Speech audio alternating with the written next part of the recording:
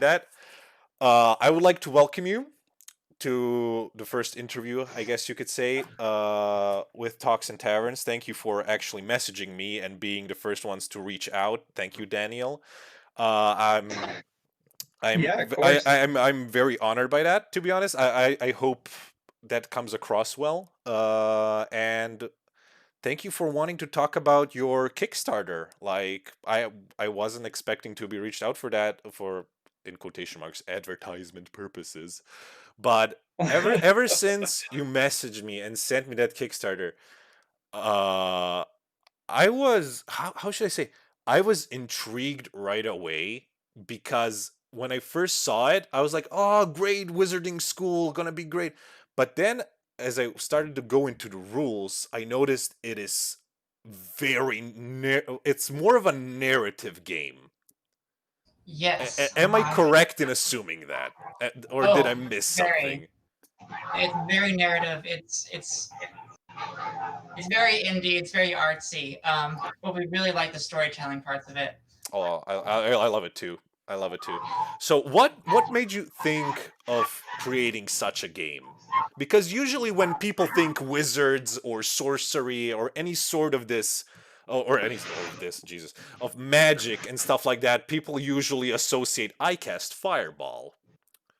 So Well, what sure. Well, so here's the story. mhm The quarantine had just started, mhm and I really wanted to play a Harry Potter game with my friends for game night. mhm And we couldn't find one that did everything we wanted to, so I made my own. And I just wanted to play a Harry Potter Love game, it. and there's not an official RPG out there. But then that evolved, and I started watching the Netflix show called The Worst Witch, Mhm which is an adaptation of a book series that came out in like the 80s. mhm mhm But it's about this girl who goes to wizard school and she gets in trouble and she always makes mistakes, but it's just really cute and it's comedic and so it was the need for wanting to do this for my friends and then watching The Worst Witch and thinking this is great. I love it. I just love how the premise is there isn't something that fills my need. I'm gonna make it myself. Like, goddamn, I'm gonna do it if no one else does. I love it. Love Right? the Yeah. premise right away. Love the premise right away. So, what would be what would you say that your game does that other games don't? What hook me to it? Hook me, even though I'm already technically hooked on it. But give me your Right. sales Okay. pitch. So you like spells, right? You like spell casting. Oh, yes, I'm yes, sure, yes, yes, I right? do. Yes, I do. Well, if I told you, again, this is your artsy indie storytelling game. You don't have a list of pre-made spells to play with, and Mm-hmm. you get to Mm-hmm. make up your own. That's the big shtick is you get to make your own spells up, which means you can have every spell that you think that a student wizard should have, and you don't have to go through a huge list of spells. Mm-hmm. Mm-hmm. Second point. Second point, the game is designed to tell a story in game over the course of a whole school year. So you have weeks passing in between important events. And so you have that like pace of time that goes on. So you feel like you're at school. And I guess finally, maybe most importantly, the game knows when to leave. It's only designed for I would say 2 to 6 sessions at max. I like that idea. I like that. That's usually the issue with TV shows. They don't know when to end. I Right. like Yeah. that Yeah. it's limited in concept just by being it's a school, of course. There are terms, semesters, however, and I like that the players experience a beginning and a nice end to their story. I think the How ending is much Yeah. important. Sorry, go ahead. how much do you value that? That how should I put it? How much do you value the player's experience, and how do you think your game enriches it? Well, I suppose I mean the player's experience is everything because Mm-hmm. we're playing the game for their own experience. Mm-hmm. But the experience like we're talking about at the ending, like for me, Yes. that's a really big pet peeve of mine. 'Cause I'm sure we've all played those. We all have our really long Dungeons and Dragons campaigns that maybe half a year, 2 years, and they haven't ended, or they might, sputter out. Mm-hmm. And I hate like not finishing stories. Yeah. Yeah. So it comes I can from agree with that. wanting to, Yeah. I guess, let the players have an encapsulated experience that's curated, but they can, they will experience the end. Mm-hmm. Mm-hmm. Mm-hmm. Mm-hmm. I think too, like for me, it's when I'm picking up an indie game, especially, I tend to feel like I want to play a few sessions, but I don't know when I'm picking it up if I want to dedicate a long period of my gaming time to it. So I mean, I appreciate it when there's a game that allows me to like get a nice full story that feels complete and I don't leave anybody hanging, um, but that I don't feel like I have to dedicate a large portion of my life to at the same time, you know? Mm-hmm. Mm-hmm. Yeah, I get you completely, especially with bigger books, as Tanner said, like with bigger games, like D&D, Pathfinder. You expect all those epic tales you usually see in fantasy books, movies, shows. You wish your character to reach that point, but elongating that story, that how do you put it? Your work, you work on your character, you put all that time into it, yeah, that's the word, um and never reach an end, never reach a catharsis for all of that. I love that you, from the get-go, you said no, you will reach an end, your character will have a wonderful story, they will peak at some point and then have a wonderful conclusion with your party members. That is great. I love it. I see it as you presented it with all the with your own spell crafting and stuff like that. I imagine it like a sandbox, but it has an entry point and an exit point. That's how I kind of imagined it. I think that's a good way to look at it. The game is very structured. It's like a sandbox, but the game is handing you specific tools. So it's like you're in a sandbox. Do you want to play with the dump truck, the shovel, or like I don't know, the bucket?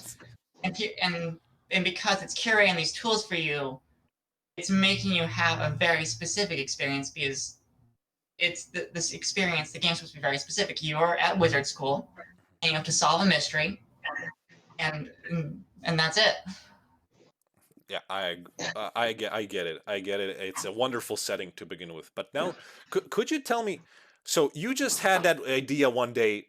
Yo, I want to make my own Harry Potter esque tabletop RPG. What does it? What did it take you to bring that game into reality? To start the Kickstarter, to start working on the rules. Just hit me with the process. I'm very much interested in that. Right. Well, it's playtesting. That's the biggest thing because this would be my second commercial game.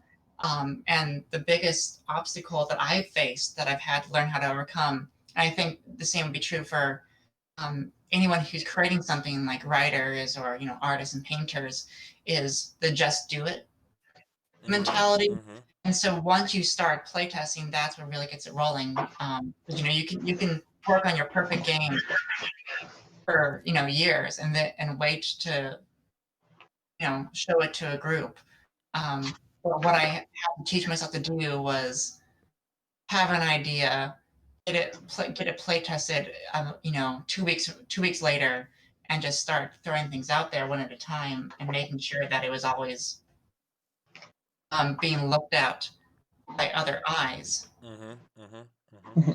Suppose Yeah. that other eyes involved, it like gives me incentive because then I'm telling them, well, this is gonna be a game. I'm gonna create this, and then they're expecting that. Mm-hmm. So I'm putting myself in a bit of a social bind and social expectations to finish the game. I mean, when you say that, it's interesting too because it makes me think about how like yesterday I was talking to some people on Twitter who were saying that they're just afraid to start homebrewing or making their own campaigns in D&D. They've just been running kind of the pre-made campaigns that Wizards of the Coast puts out.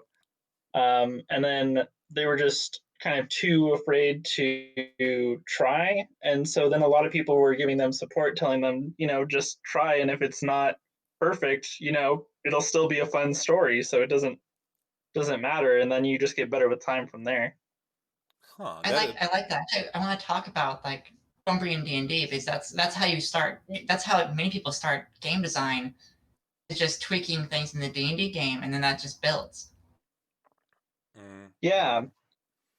I mean, and like that person who started it too, they said like that they hadn't, they hadn't made a homebrew campaign or anything. But then when everybody was talking to them, they realized that they had been tweaking, giving monsters extra hit points, giving them resistances or vulnerabilities. Like they'd made some like gingerbread men instead of like guards. So like they did make some stuff already. They just hadn't even really been giving themselves credit, which was interesting. Why would you what would you guys what do you think? Why would be people scared of homebrewing? I would Why? say Like, what would be that hurdle to start homebrewing? Are they just scared of messing up the mechanics or something like that? I mean, I'm pretty sure that you guys are versed in the. Let's just take D&D because it's the most popular. I'm pretty sure you guys are versed at least in the basics, and upon that you built your own knowledge and you started building your own systems. As the Kickstarter is obviously the product of that. What would you say to a person that comes to you and says, I'm scared. What should I do? What's the first step?" I would say I think the big thing is perception because when you look at that big scary like I'm sure like how many pages is the player's handbook like 300, 400. Like Mm-hmm. that's a ton of information and a ton of rules and there's such a barrier to entry to get into D&D when you have to like consume those rules Mm-hmm. that the perception is you have to match that and make it you have to match that in your homebrew or your game. Whereas in the reality, I would tell them the reality is it's not the deep end. It's just like it's really shallow. You can just walk in and you start taking a look at some things in like D&D, like the weapons list in D&D. Like the thing about the weapons list is those are all just dice values with a flavor attached to them, and they don't really actually matter. You can just choose a dice value and then like pretend it's a fishing pole you're fighting with or something like that. Mm-hmm. Mm-hmm. So I Mm-hmm. would say start small, like baby steps, just like tweak one thing, and then every game keep tweaking more, and you'll build out that way. Mm-hmm. What do you think, Daniel? Mm-hmm. Yeah, I mean, I think a lot of similar things. I think that another thing that's kind of scary when somebody's first thinking about doing homebrew is that they're worried, or at least I was worried when I started, that I was going to ruin the experience for the players who are my friends, like make my friends have a bad time. But I don't think that anybody really needs to worry much about that with their homebrew because oftentimes, if you did anything wrong, you're still the DM, you're still the GM. You can still make any changes you need in order to fix anything that you've broken. And also, you're playing with friends. They're gonna be very forgiving, and you can always communicate with them outside of the game and figure it out in order to get it back on track if anything went drastically wrong. But almost never does anything go that wrong. Mm-hmm. Mm-hmm. Mm-hmm. Do you I can do a see lot that. of home brewing of any games you play, Marco? Oh, well, the thing is, this is a very interesting contrast. For instance, I'm from a very different country. Let's put it like that.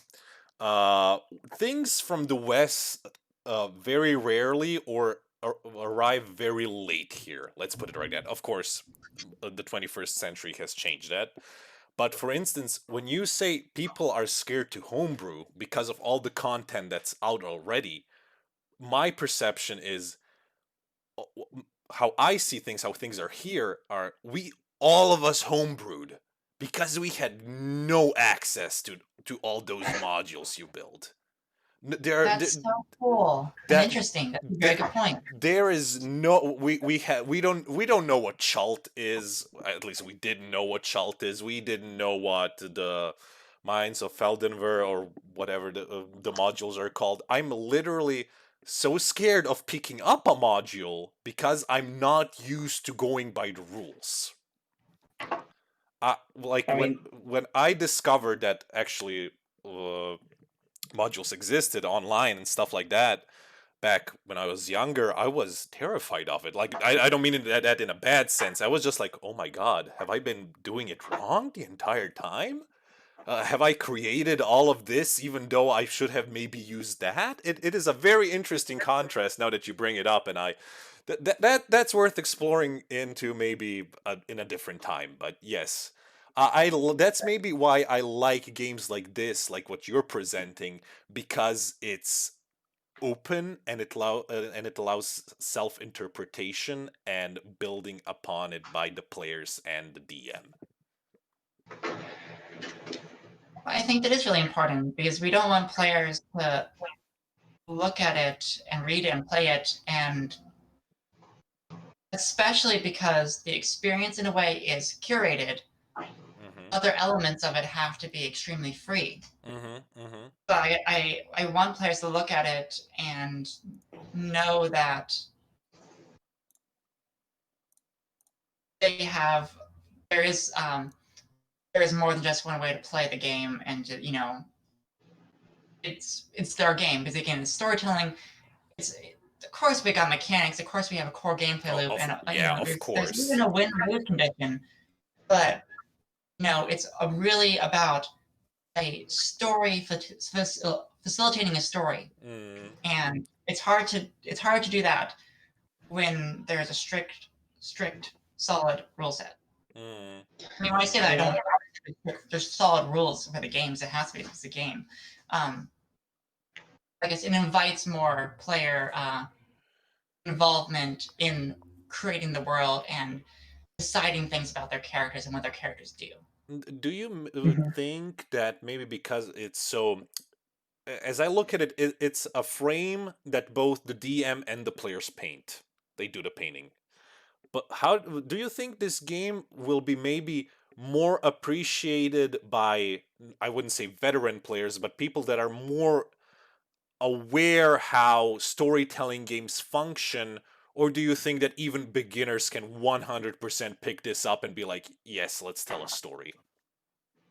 Well, that's the big question, isn't it? Because we have you have this kind of culture divide between lovers of indie narrative rules light games and more war game and gameists, Mm-hmm. crunchier games like Yeah, yeah. D&D, Shadowrun, and so I have in playtests and in getting other people to review the game, we have seen some folks who their bread and butter is mechanical interactions, and the war game element of making interesting mechanical choices. Mm-hmm. I feel it's really not the game for them, and that's okay. By the way, I can love war games, and like they're all very fun. They each have their different Mm-hmm. space on the game shelf. Yeah, Um, I think this game is great for one if you're brand new to RPGs. Mm-hmm. Say you're just a big fan of wizard school stories, and you're just brand new to RPGs. It has a really easy and quick way of just getting you into the game. You just show up with a character sheet and a dice, and then you can play. There's not really Mm. much prep to go into it. And then folks who are looking for a game that lets them recreate a experience of reading a book Mm-hmm. or watching a movie instead of a puzzle solving challenge like a mechanic, like a playing chess or something like that. If they're really into the narrative, then they're going to love it. Mm-hmm. I think Mm-hmm. some folks who really want the crunchy things, they're going to find some things missing in there, but they would enjoy it for a session or two. I can guarantee that. Mm-hmm. Mm-hmm. Mm-hmm. Mhm. One thing that's interesting that's like you brought up is there's this divide between like the people who really enjoy a lot of mechanics and the people who enjoy a game centered on narrative. And I mean, interesting to think about how, I mean, a lot of us, I think, go between wanting one thing and another thing at times. Like, I had fun reading all of the Shadowrun rules and spending like 3 days just reading rules. But then now I'm in a place where I would enjoy a lot more just a game that I can get into quickly and make a beautiful story happen faster, you know? Mm-hmm. Mm-hmm. Um, I think it's different goals, right? And we can want vanilla ice cream one day, and we can want a brownie the next. Oh, mhm. 100%. Yes. Yes, of course. Oh, Yeah. speaking of narrative, can I just say that the mystery sheet you put in the beta Daniel sent me is 100% genius visualization of the story that the characters are progressing. Can I just, I'm just gonna put it out there. I love it. It's amazing. It just Thank so you. helpful. It's so helpful. I never even thought about that. There is a running joke between me and my friends that that the person that invented reminder cards and anything that like helps you get back into a game or helps you continue a game or something like that, helps you put you in the mindset, deserves a Nobel Peace Prize. And I think that this is here. Like this is amazing design. That's all I wanted to put out there. I'm sorry. Well, thank you. I mean, I can't take all the credit. I was heavily inspired by a very particular game, and Oh, I got this inspiration to do the mystery sheet that way. oh, do It's a game tell. called Inspectors, Ooh. and that's IN and then spectors, like the ghost. Uh-huh. And it's basically a game where you play bumbling ghost catchers, like Ghostbusters. Oh. Ooh. And the way that game works is it's very much there's a mystery to solve, but no one knows the end of it. No one knows actually who done it. Mm-hmm. And I was looking for a way to do that exact same thing. So I looked into them and I've taken some inspiration out of the idea of just letting players tell you, oh, well, this footprint, it obviously leads to a werewolf den underneath the school. Mm-hmm. So it was really fun making mechanics so that the challenge of this game is the mechanical challenge is, can you achieve the conditions so that you can then tell the players and like the dungeon master Mm-hmm. what the clue means. Mm-hmm. Mm. I get it. I get it. Also, I'm just gonna throw this out there as well. I love that there's only a D10. I love systems that are like, we know what we're doing. You get this dice. You don't need 16 different dice and hold some of them special to the side. You get one dice. This dice does everything. I love it. I'm very much in love with the design you put the design and thought you put behind it now that I'm talking to you. That's very kind of you to say. Thank you. I'm glad to hear it. Uh, The reason we chose to do 10, amongst many other very valid reasons, but the primary and most rigorously scientific reason that the D10 is the most magical feeling dice. oh, really? I mean, I think. I sure hope so. Well, I think that the players will find it quite magical. I think they will learn to love the 10-sided instead of the good old D20 we know these days. And Yeah. I think what I like having like a smaller dice generally just because it means the math is a little less complicated. Makes it a little easier on my brain. I Personally. get you there. I get you there. Yeah. There's always a reason when you're choosing dice, like because it gives you different feelings. Like let's talk about multiple dice. I think it's really fun to roll tons of dice, Oh. but that is a very specific feeling and tone for your game. Hmm. So like Shadowrun uses dozens of d6. A bathtub sometimes even. I'm Right, and sorry. that's very, it's very extra, right? But Shadowrun is also a game where you can open your mouth and a shotgun comes out. Yes. That's Yes. very extra, so it's perfect for that style and tone. Mm-hmm. Mm-hmm. But Wizard schools, they're tone-wise, they're not extremely extra. Everything is actually a bit kind of reserved. I mean, there's crazy magic going on, but you're students. You have to follow rules. It's a boarding school, Mm-hmm. Mm-hmm. and of course, we didn't do the D20 because everyone knows what D20 is, and when you put a D20 in someone's hands, they have their own set of notions of what that means because because Dungeons and Dragons. Because there's you don't really crit in this game. But if we did a D20, people would feel let down if they rolled a natural 20 and then nothing special happened. Mm-hmm. I never thought about dice like this. This is quite a conversation. Thank you, Daniel. What did you want to say?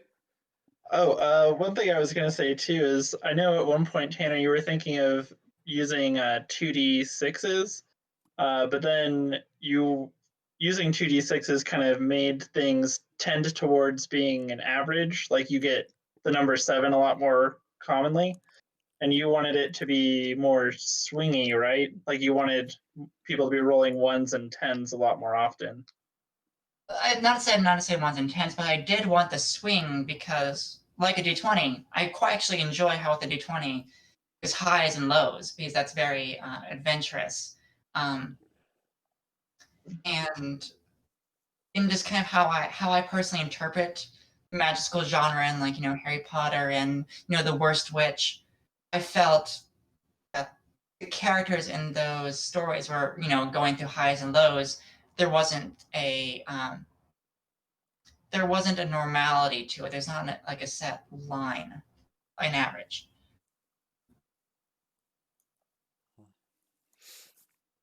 Okay. Yeah, we can talk about that forever.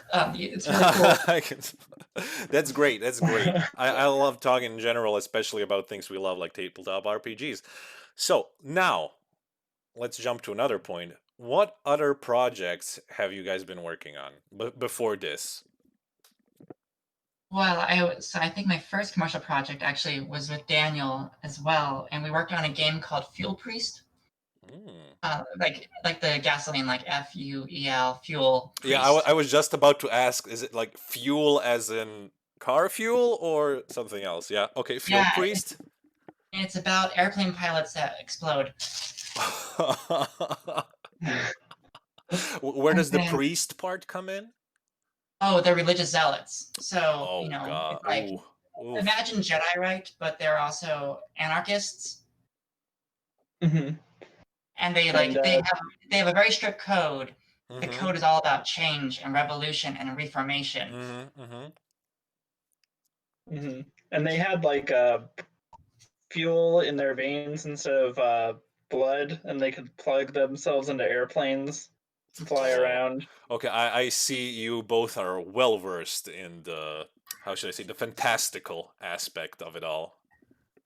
That was a really good learning experience, tackling Fuel Priest, and I've been excited to give things another shot and see what I've learned from there and apply things that are new and doing things differently that I would have before with that. Yeah. Sorry, go ahead, Daniel. What? Oh, I was just gonna say, yeah. I mean, I feel like our past projects have definitely been learning experiences. I feel like we're slowly getting better every time we work on a new project, and we're not super pros or anything, but we're getting pretty good. I think over time, getting better every time. I think. I mean, this project has also been there's tons of learning experiences, and every rung of the ladder. We always keep hitting rungs, but we're getting there. I also done work for the Dungeon Masters Guild for like 5e third party materials, and I made a supplement called Better Guards. Better Guards? Yeah, so you know how guards are awesome? Like in every fantasy story, guards play a key role in like lots of very cool scenes.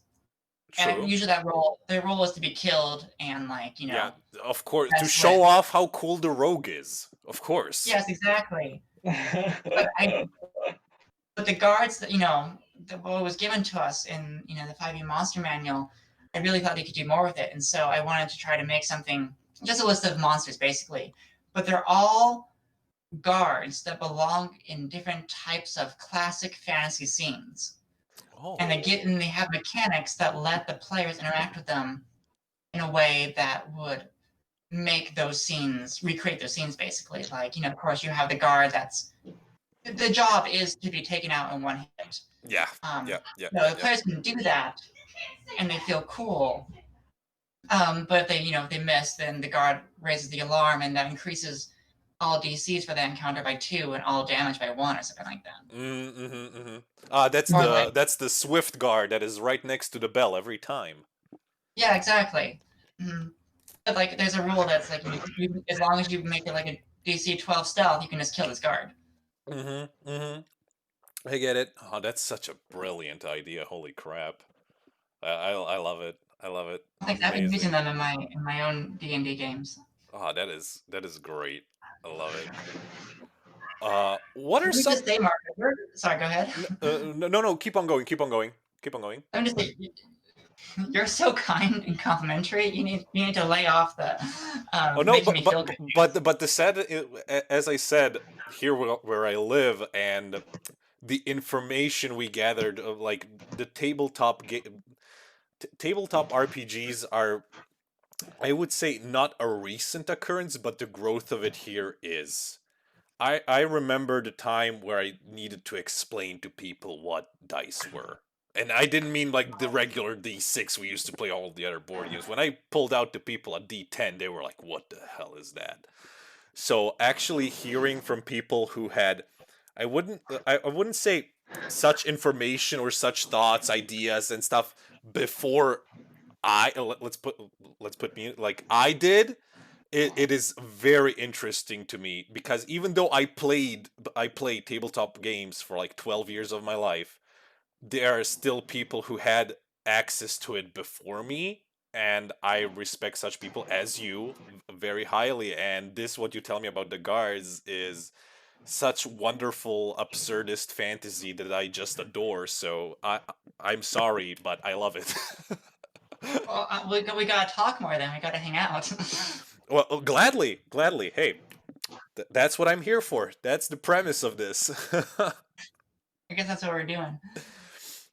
What are so okay now? Since you guys are the ones that get all of this stuff before me, what are some of your favorite tabletop RPGs? Like, I need to know this. I'm just waiting for something out of left field, something that I never heard of. Why don't you go first, Dan? Yeah, well, I mean, my favorite ones are, I really liked Monster Hearts, and because of its like ability to kind of tie different people together and having very interesting abilities. I'm trying to think of just a really weird one. I also enjoy Burning Wheel. I think its like progression system is really great because it has a system where when you roll for something, you get kind of experience towards leveling up that skill. So if you're really bad at sword fighting, but you try to do sword fighting, you level up really fast. But if you're really good at sword fighting, it takes longer, and I really appreciate that. Yeah, I think those are my main two. I don't feel like they're especially weird. There's a lot of ones coming out right now that look pretty exciting. Like there's Wander Home is one coming out that's going to be a game that's really about traveling around as animal-esque adventurers, but it's really about what you do on your travels more than it is about, fighting anything. It's just about kind of learning about yourselves and stuff. It's about the journey, not the Tanner? destination. Yeah. Well, let's see. Well, I think my favorite game has got to be the Fantasy Flight Star Wars games. Like Edge of the Empire with those weird dice symbols and stuff like that. And actually, I really like that game. Like, I think it is my favorite because it's such a really cool crossroads between a crunchy, mechanical, strategy chess-like, game, but then also there's tons of narrative. Are you familiar with what I'm talking about, Marco? I am familiar with the Star Wars universe. Believe it or not, we actually have that here. It's fine. Yeah, we have that here. That I'm not a stranger to it. No, didn't get that big into it. Didn't get. Must admit, Star Wars never grabbed me that much. I like the expanded lore of it, though. I will admit there are some factors of it I love, but I do not know the system. I will admit that. But luckily, because of you two, I opened up a Word document and wrote down every single game you mentioned so far. So I have reading material. There's another game I want to mention that I think it's on the Kickstarter right now or just funded. I think is really cool. It's called Inspiralis, and it's Inspiralis. yeah, it's Mm-hmm. like INSPIRLSLES, and because it's so like it's all about it's a game that gives you sign language as you play, Ooh. and I think and it's real. That first of all, great like purpose for a game, and I'm so glad like it's overfunded. Like it's people are Oh, loving it. I'm so glad wonderful. about that. Oh, But like, this is wonderful. really cool, and I'm glad it's in the the community and the market. Mm-hmm. Mm-hmm. Mm-hmm. Ah, there was a game on Kickstarter that, or was it on Kickstarter? It doesn't matter. I think it was on Kickstarter or I saw it on a website. But it's a girl's name and is missing. That's the title. I forgot the girl's name. Let's just call it Jessica is missing or something like that. That's the name of the game. And the entire game is played on your cell phone. And it's Oh, like a Mm. mystery RPG where you text each other. that's cool. And I was That's like, "Holy cool. crap. Yeah. That is amazing. Like how do you come up with that?" Like, yeah, I mean everyone has a phone. Like, yeah, of Right. course, everyone get it, and why? And it's story driven, as far as I noticed, as I was reading it. Again, I don't know if it's on Kickstarter or something like that. I totally forgot. But just as you were mentioning systems like that, I was like, yo, that's it. That's my jam. Like, as much as I love my dice, I adore them. There's a game called Dread. Do you know about Dread? Oh yeah, Dread's pretty Yeah, neat. with Jenga. Yeah. That's like Oh, it's brilliant. I love it's non-traditional mechanics like that because at some same, point, same. Mhm. there's going to be a line between LARPing and tabletop role-playing games, Mm, and it's going to get Yeah. blurred. And I think it's so Yep. cool that they're using a phone, especially right now when everyone's isolating and stuff like that. That's very clever. yeah, yeah, I agree 100%. What else? Oh yeah. What would you say inspires you the most to create what you are building now? Like, what puts you on the path? I presume you would like to create a third game, a fourth game, a fifth game at some point. What drives you to make them? I mean, this game you created out of, in quotation marks, of course, out of necessity because there wasn't a system for it. But what would you say makes you want to do what you do? Well, I really like stories, Mm-hmm. and when I Mm-hmm. say that, I think about stories almost as like an entity by themselves, Oh, like trust me, this I do. existence, and they have just meant the world to me, like since I was growing up, and they're what I want to do with my life, Mm-hmm. whether that is through games or through doing the story. Stories are everywhere and everything. Like advertisements are stories, marketing is a story. Absolutely, Of course, absolutely. writing and movies are stories, and also like toys. Like toys are probably the most prolific stories because they're the first stories we engage with as kids. And even though you may not think of it like that, but like, that action figure or doll you're holding, that's gonna be a story. And like even just like every toy that has any put in the water of imaginative play always creates a story in a child's mind. Mm-hmm. And I just want to do anything I can with them. I want to live my life by these stories any way I can. Mm-hmm. Um, Mm-hmm. I know it's super poetic and like kind of cheesy answer, but I can get quite passionate about just the idea of a story. Oh, trust me, I Mhm. can 100% agree with you. I am very much story-driven player. I think I should put it like that. Is like when the DM asks me, "What do you expect from this game?" I want a good story and I want to role play my character. I just want to immerse myself in it. I have nothing against landing those wonderful crits when fighting monsters. Don't get me wrong. I think everyone does. But for me, Who doesn't like that? it's story Yeah. and character interaction. Like that's what makes it for me. That's what makes this hobby, in my opinion, one of the greatest ones in the world. Like just the interaction you can have with the DM and your fellow players. And I love how your game allows the DM to chime in more than just uh just narrating a scene, because if I'm correct, they're called headmaster abilities, right?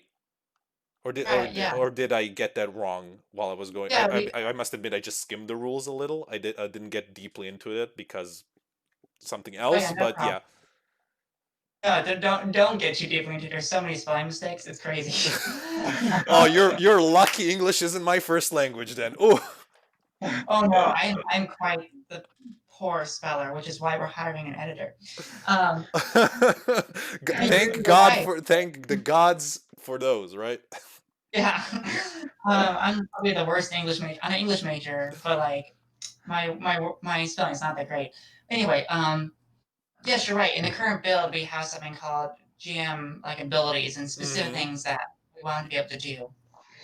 And that was kind of the idea of the game tries to present both the students and the headmaster both as players, Mm-hmm. and I each noticed one of that. them Yeah. has their own rules and limitations. The DM doesn't have unlimited things they can do. There's rules. Mm-hmm. But that idea was really brought into the forefront with at least in the indie games by games like Apocalypse World and Dungeon World. Mm-hmm. Mm-hmm.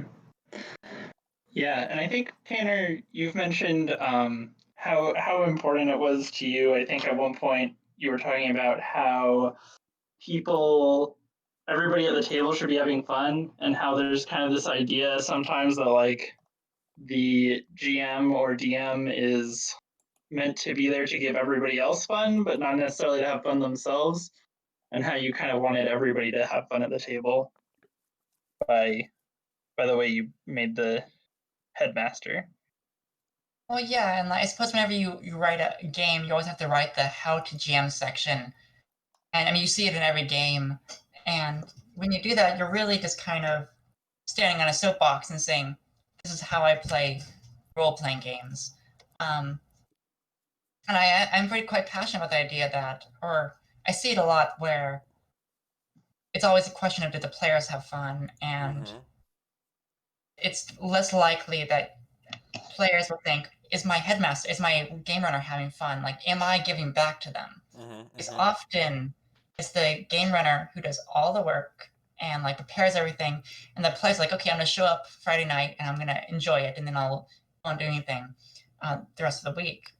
And so I like to try to have games that share the burden of it, so that everyone is giving into and everyone is taking out of it.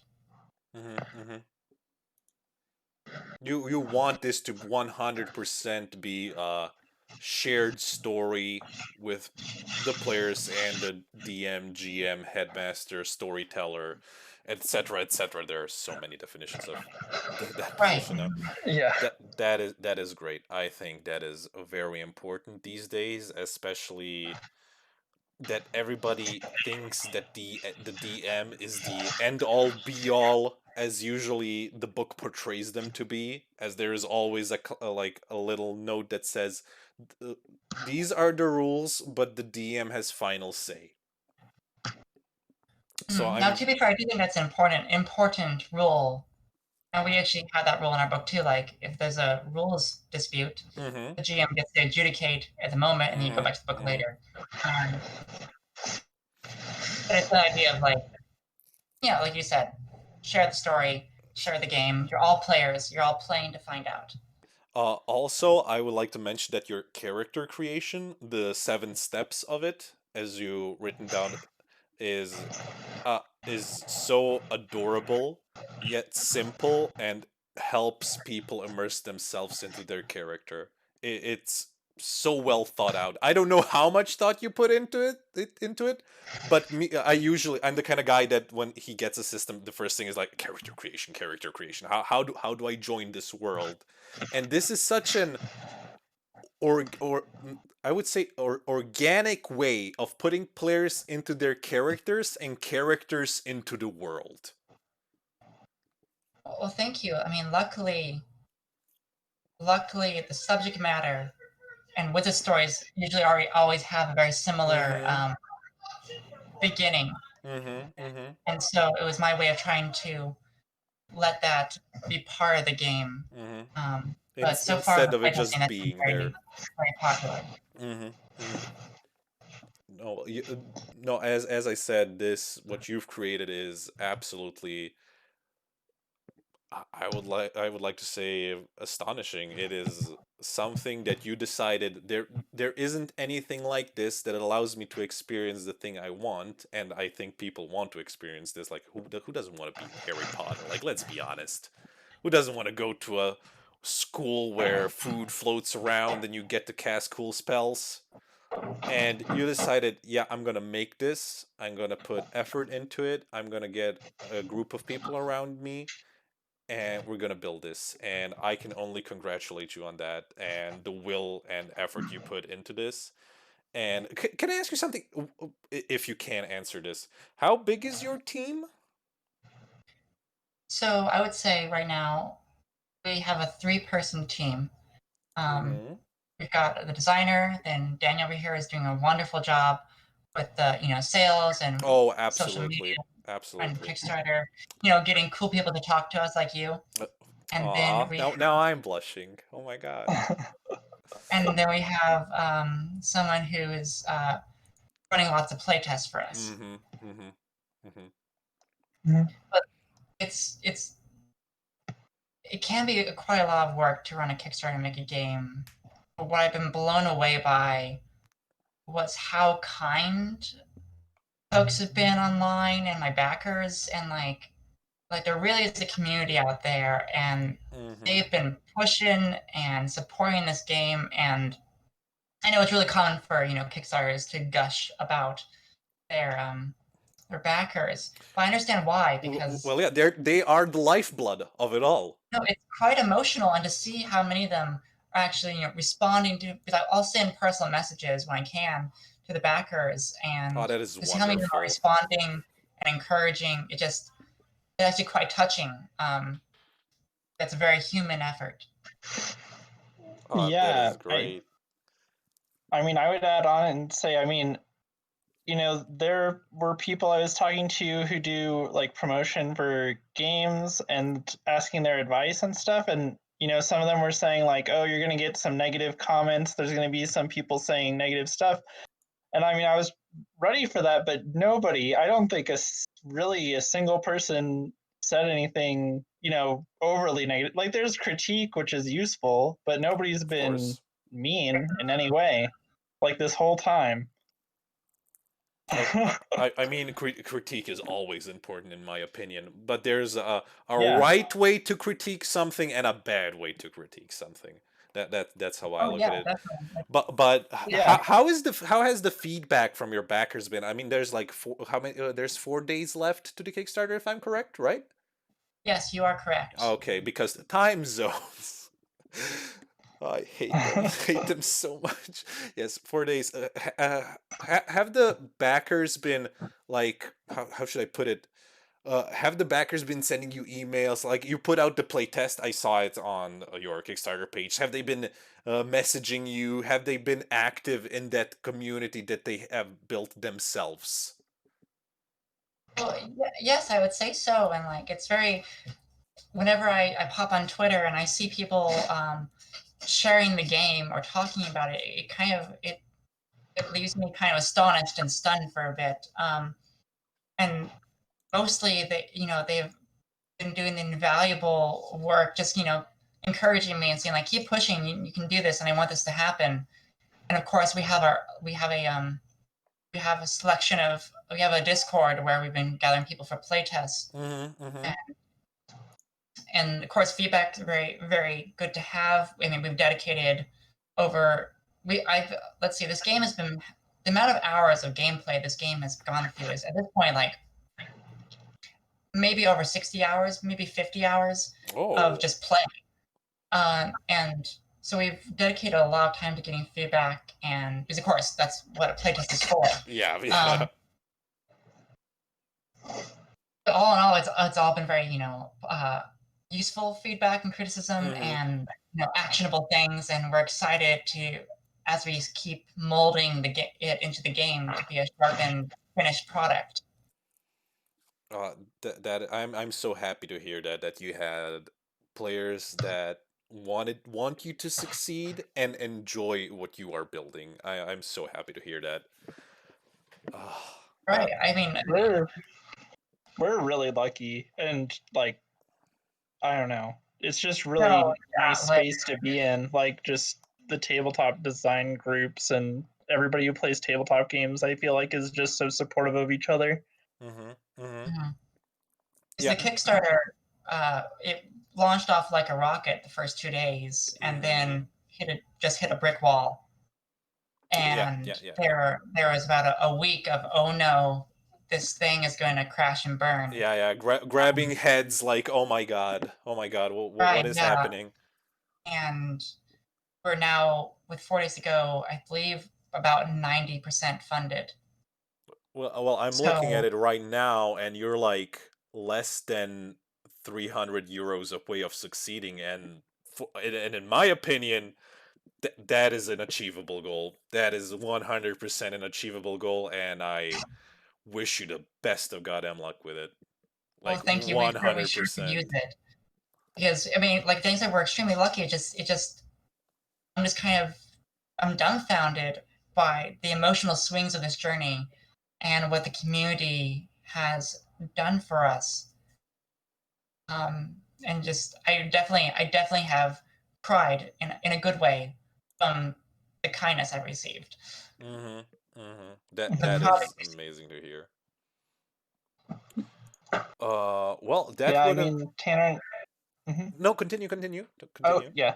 I mean, Tanner and I were like, we had that moment where we were just freaked out, like we were like thinking we were gonna make it, and then when we started making it, one thing I think really hit us is like, well, now we have to do something really good. We have to like give back something, So now we're just trying to find ways to like do that and help people, like right. So we decided that because we've been so fortunate, we want to somehow give back. And start with, we decided that every person, if we are funded, which I hope we will be, every backer is going to receive... Positive thinking. You will be backed. You will be backed. Yeah, when we are backed, exactly. Every backer will receive a free PDF of the expansion to the game, like unillustrated, just the rules, but just an extra like, thank you so much, like, here you go. We want to give you a bit of extra stuff. The expansion being this is Magic Mystery expansion being Wizard School War. It's where you get all angsty and teenager and you fight dark wizards. Oh gods, yes. Ooh, that hits real good. Not gonna lie. That hits real good. Very much about like being young kids solving mysteries, and it's kind of lighthearted. But then we wanted a way to use the same characters and then age them up and transform them. So welcome to high school, kids. Exactly. Welcome to high school. And then we're also very excited that Magical Mystery is going to be available on RPG Kitchen. Oh, great! Excellent. Say for your listeners, it's a charity. It's an RPG store, but all the funds go specifically to fighting hunger. Aw. Wait, I'll write that down. RPG Kitchen. Excellent. Put that. Because it struck us how lucky we have been, and it doesn't feel right just to sit there with the luck. I want to do something with it. Well, I'm very happy we had this conversation from beginning to end. This was very informative, rules wise and game wise, and of course you guys wise, I think it's very important that the people that will listen to this know who they're funding. I mean that sounds so capitalistic, but yeah. And I you have 100% my support in all of this, and I very much hope this succeeds because it comes from a place of passion, it comes from a place of want, and those are the two most important things for me, in my opinion. Like that's all I'm gonna put out there for that. Well, thank you very much. You've been an incredible host, and you've been so kind.